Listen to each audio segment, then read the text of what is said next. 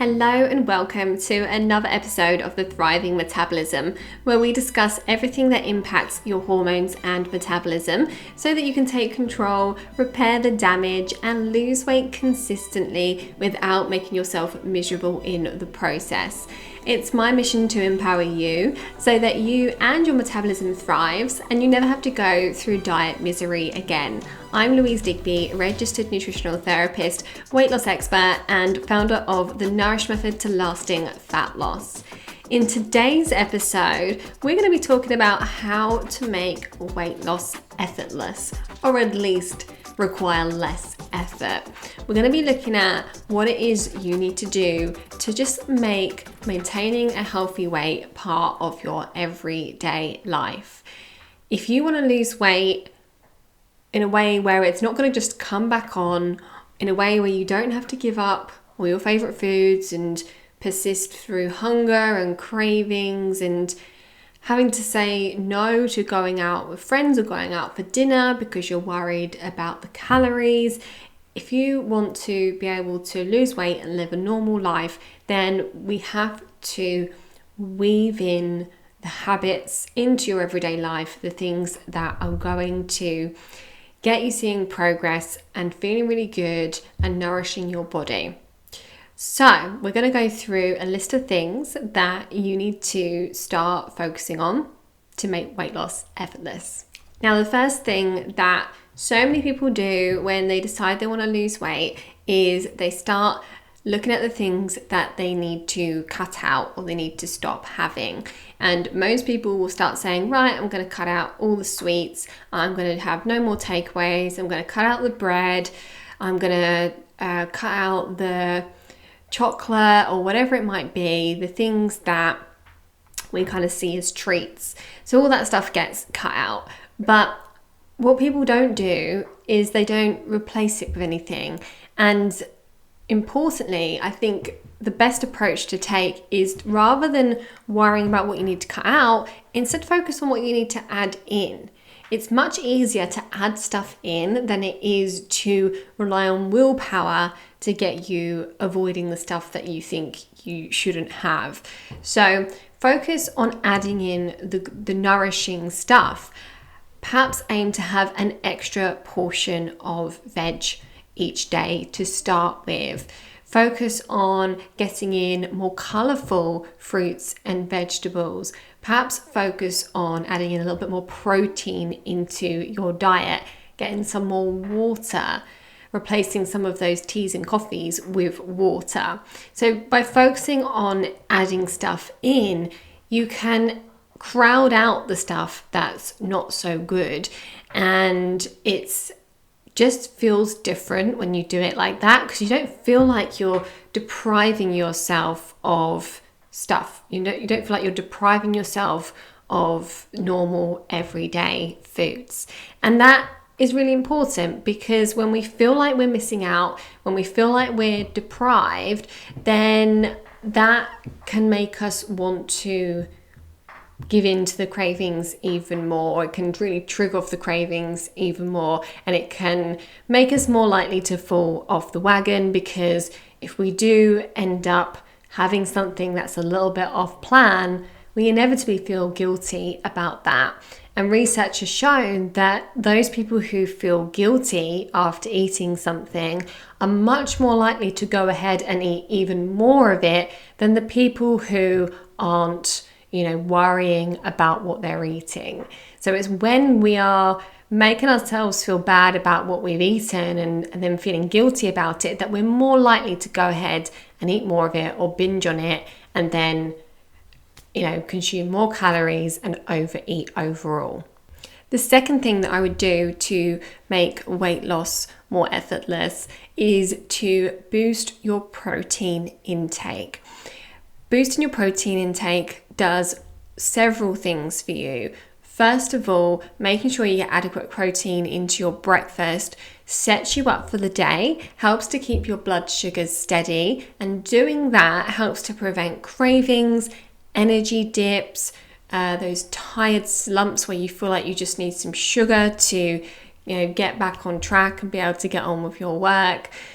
So having protein at the beginning of the day is really important to help us have a good day and stay on track and keep hunger at bay as well. But not only that, but protein actually requires more calories for us to digest it. So when we eat protein, we actually burn more energy than we do if we were going to eat a carbohydrate or a fat-based meal. So protein has various benefits that help us to keep on track, kind of immediately after eating it. But also protein is really important for our hormone balance. And so many women that I work with, when they first start working with us, we see that there is a real lack of protein in the diet. And protein, because it helps with our hormones, you're much more likely to have imbalanced sex hormones, thyroid hormones, stress hormones, blood sugar hormones, hunger hormones, if you are lacking in protein. So simply upping your protein is one of the most impactful things that you can do to support your hormone balance. Now, if you're not having enough protein, your body craves it. Your body needs to get enough protein. And so your hunger hormones will increase. You'll feel hungrier if you don't get enough protein. Your body will just want you to eat more and more to get enough. And when you're eating loads of carby foods or processed foods or poor quality protein sources, you're not able to get enough protein. So your body just makes you eat more and more. So not getting enough protein in, particularly early in the day, just drives overeating. And we see a lot of women who have this real difficulty stopping eating and just want to have more and more. And part of the reason for that is because they are deficient in protein, and just simply getting some more into the diet throughout the day, but especially in the morning, helps to switch off that endless hunger. Now, my next tip is to keep in some of the treats. Again, when we decide that we're going to try and lose weight, the automatic thing to do is to cut out all of the treats. And yes, there does need to be an element of restriction. We need to be sensible and, not expect to be able to be binging on chocolate and crisps and going out for a meal every night and still lose weight. There definitely needs to be an element of restriction, but we need to find that happy middle ground. If we just cut everything out, then at some point we're going to feel deprived. We're going to feel like we desperately want something. And actually, if instead we keep a small amount of treats in the diet, then it's going to be much easier to stay on track because you're not going to feel like you're missing out on things. So that could look like keeping in a few of your favorite snacks or whatever it might be, or it could mean upgrading some of the things that you might snack on. Like, for example, rather than having milk chocolate, upgrading and having dark chocolate. That's better because it's lower in sugar and it's higher in antioxidants, and it's not as easy to eat as much of it. So you can make some simple swaps, or you can keep in what you like and just have less of it. But try to avoid making the goal of cutting out those things completely, because it's just not sustainable. It's not likely that you're going to be able to avoid those things forever. And the changes that you make, you want them to be things that you are going to be able to do forever. That's how you're going to get the weight off and keep it off. Now, one thing that you do definitely want to cut out and throw away is the scales. Weighing yourself too much is the fastest way to sabotage your success. I can't tell you how often we work with women who are weighing themselves every day despite us advising that they don't do that. And the stress that it causes them is unreal, because they're looking at their weight and one day it might be, half a pound higher, the next day it might be half a pound lower, and then it might be £2 higher, and then it might be £5 lower, and it's just all over the place. And that's normal. It's normal for our weight to fluctuate, particularly for women. It's normal for your weight to fluctuate over the course of a month. And when you're perimenopausal and your hormones are all over the place, your cycle's all over the place, and so your weight is going to be all over the place as well. So the efforts that you make to, let's say, if you have a week where you're really good and you're, cutting back on all of the stuff that you perhaps feel you should be avoiding. If you have a really good week, but then you don't see the scales moves as you might expect them to, then suddenly you go into panic mode, and it's really disheartening and stressful to experience that. But the reality is that maybe you just need a little bit more time for the effects of your efforts to kick in. I talk all the time about how it's not about cutting calories and exercising more to lose weight. We need to get your hormones balanced and your thyroid working properly and your blood sugars balanced and the inflammation down and your nutrient levels optimized and your gut working properly. And those things take time. And 1 week or 2 weeks or 3 weeks of clean eating might not be enough to get those things into proper balance. So if you're being quote unquote really good, but you're not seeing the progress on the scales that you might expect, it's likely because you need more time or you're not getting to the root of that issue properly. And so weighing yourself is not an accurate measure of your success, because you may be healing internally and rebalancing, but you're not going to see that on the scales, not initially anyway. And I was talking in last week's episode with Lara about how sometimes we see clients who go down a dress size and have to buy a whole new wardrobe, and yet the scales have still barely moved. So do yourself a favor and stop weighing yourself so much. If you really do have to weigh yourself and you're a woman, then consider weighing at the same point in your cycle every month, because that's the only thing that's comparable. If you're weighing yourself on the first week of your cycle and then weighing again on the third week of your cycle, the likelihood is that you're probably going to have gained some weight, some water weight, as you're approaching your period. So you don't want to be comparing your weight at 2 different points of your cycle. So if you have to weigh yourself, then do it at the same point of your cycle each month, but also look at other markers of progress. Look at your clothes, look at measurements, look at whether your waistline is expanding or decreasing. Those are the best ways to see whether you are making progress. Now, another key part of hitting your goals is getting active and staying active.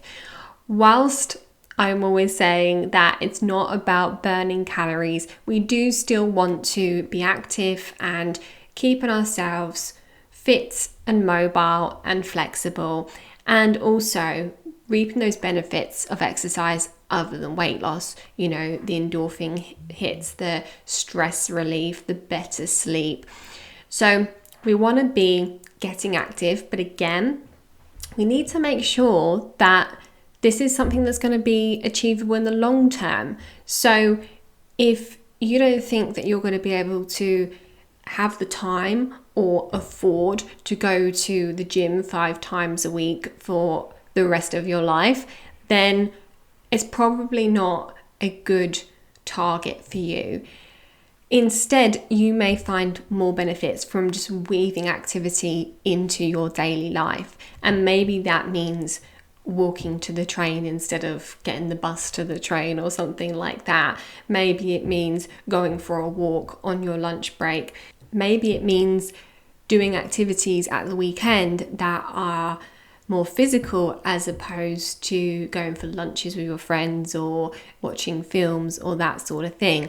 Finding hobbies that are active is a really good way of getting activity into your life. If you can do something that you enjoy and that you're passionate about, then it's not going to feel like exercise. It's going to be easy for you to maintain that in the long term, and also combine it with other things like seeing friends and walking the dog or getting fresh air, or listening to podcasts or audiobooks or whatever it is that you like to do. Now, another way of making your life much easier is to plan ahead. Now, that might not sound like it's an easy thing to do, and I know for a lot of people, sitting down and having to make a plan feels like the hardest thing in the world, and it is when you first start doing it. But once you get into the habit of planning out your week, it makes your life so much easier when you're going through the week. Planning out what you're going to eat and making sure that you've got the food in stock means that on Wednesday night, when you get home late from work and you're tired because you've already had 2 long days and the kids have had to go to their school clubs or whatever it is that's been going on, it means that you already know what you're having. You don't have to use any extra brain power to make a decision about what you're going to eat. Or maybe when you planned your week, you planned to cook a big meal yesterday so that there were leftovers for today and you don't actually have to cook today. So planning your week helps you to prepare for those long days, or those days where you're not going to have time to cook, and when you're not going to have the energy to try and make decisions about what's for dinner. And by doing this, it means that not only do you save time because you don't have to go to the shops as often and you can prepare to cook once and eat twice, but also it makes it much less likely that you're going to resort to a ready meal or a takeaway or a slice of toast. So there are so many benefits to planning ahead, and it's really a non-negotiable for eating well consistently. So if you are not already planning ahead, I definitely recommend it. Start with planning your dinners and go from there. Once you get into the swing of planning your dinners, then start thinking about your lunches, start thinking about your breakfasts, and so on. And then my last tip for making weight loss effortless is to get hormone focused instead of calorie focused. When we're focusing on calories or macros or points or sins, we're focusing on the wrong thing. We're looking at how much food we're eating, when what we should be looking at is, am I meeting my body's nutritional needs? Am I getting enough of what I need? Am I getting enough protein, enough fats, enough fiber, enough carbs, enough water? By making sure that we're getting enough of those things, and that our food is nutrient dense, which means lots of vitamins and minerals and antioxidants in those foods. So basically avoiding highly processed foods and trying to eat fresh, unprocessed foods as much as possible. By doing that, we're going to get so much closer to meeting our body's nutritional needs, and that is going to help us to balance our hormones, balance our blood sugars, reduce the inflammation, make our guts happy, minimize food intolerances, get our livers working properly, and all these things that need to be in place for our body to be able to burn fat efficiently. So rather than focusing on how much food you're having, focus on what you're having. Are you having quality food? Are you meeting your body's nutritional requirements? Focus on that. It's much more positive, much more inspiring than having to count the calories on the back of a packet. In fact, if what you're eating has calories listed on there, if it has a nutrition chart, then the likelihood is it's a processed food because it comes in a packet, and that is probably something you're going to want to have less of in your diet. So those are my tips for helping to make weight loss effortless. It's all about weaving in these habits and quite small tweaks into your daily life, rather than taking this extreme approach of trying to cut everything out, trying to deprive yourself, trying to work out to the max, avoid going to the extreme, and find that happy middle ground, that moderate approach where you're not going to see the weight fall off, and it may even take a few weeks before you start seeing weight loss. In fact, you're not even going to know about it because you're not going to weigh yourself. But over time, your body composition will change, you're going to feel better, you're going to be healthier, and you're going to cement some habits that is going to mean that you age more healthily as well. So start trying to get these things into your routine and you'll reap the benefits in time. Okay, so now it's time for my favorite fact from the past week. And this one is from a research study that was published in July. And this study has found that green tea helps to treat fibroids. So fibroids are something that some women will be familiar with, particularly as they've gone into perimenopause and menopause. They're basically growths that can occur within the uterus. They can become quite uncomfortable, they can cause heavy bleeding, and in many cases they can lead to the need for a hysterectomy. They are very much fed by estrogen and inflammation, so often after menopause, fibroids kind of not disappear but shrink and become less of a problem. But what this study tells us is that green tea, a compound in green tea called EGCG, is something that has shown signs of being helpful for treating fibroids. So in this study, what they did was they took some human tissue in like a petri dish, and they took some of this compound and basically used it to try and reduce the growth of the fibroids. And they had very positive results. So there's going to be more research coming that looks at the use of green tea for managing fibroids. But in the meantime, there's no harm in you upping your green tea intake if you are suffering with fibroids. Thank you so much for joining me today. If you'd like to talk to me about anything that I've discussed in this episode, you can reach me on Facebook, Instagram, or TikTok by searching at Louise Digby Nutrition. If you're enjoying this podcast, then please head to Apple Podcasts or wherever you get your podcasts, click follow and leave a review. I'll see you next time.